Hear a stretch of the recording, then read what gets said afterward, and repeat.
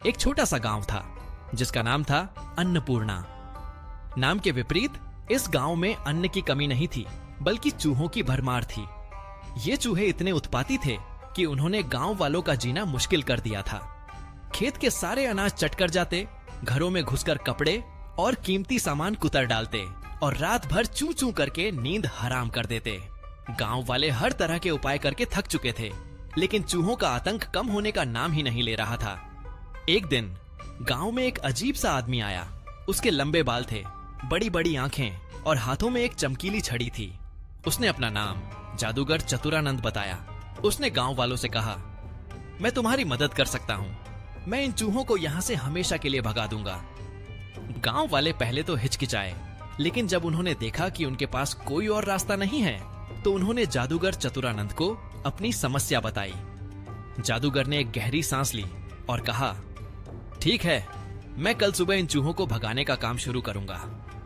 अगली सुबह जादूगर चतुरानंद गांव के बीचों बीच एक ऊंचे टीले पर खड़ा हुआ। उसने अपनी छड़ी हवा में घुमाई और एक अजीब सा मंत्र पढ़ना शुरू किया। मंत्र इतना अजीब था कि गांव वालों को कुछ समझ नहीं आया। अचानक हवा में एक तेज रोशनी फैली और चूहों की चू चू की आवाजें तेज हो गईं।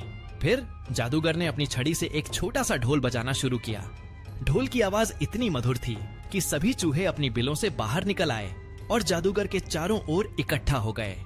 जादूगर ने ढोल बजाते हुए गांव के बाहर की तरफ चलना शुरू किया और चूहे भी उसके पीछे पीछे चलने लगे। जादूगर चतुरानंद उन्हें एक नदी के किनारे ले गया। उसने अपनी छड़ी से नदी में एक गहरा गड्ढा बनाया और ढोल बजाते हुए चूहों को उस गड्ढे में धकेल दिया। जब सारे चूहे गड्ढे में गिर गए, तो जादूगर ने अपनी छड़ी से गड्ढे को बंद कर दिया। गांव वाले यह देखकर हैरान रह गए। उन्होंने जादूगर चतुरानंद का धन्यवाद किया और उसे इनाम देने की पेशकश की, लेकिन जादूगर ने कहा, मुझे किसी इनाम की जरूरत नहीं है। मैं बस चाहता हूँ कि तुम लोग अपने गांव को साफ सुथरा रखो और जानवरों के साथ प्यार से रहो। जादूगर चतुरानंद गांव से चला गया और गांव वाले खुशी खुशी अपने घरों को लौट गए। उन्होंने जादूगर की बात मानकर अपने गांव को साफ सुथरा रखा और जानवरों के साथ दयालु व्यवहार किया। कुछ दिनों बाद गांव में एक नया खतरा मंडराने लगा। एक विशालकाय सांप गांव के पास के जंगल से निकलकर खेतों में आ गया। सांप इतना बड़ा था कि वह एक बैल को भी निगल सकता था।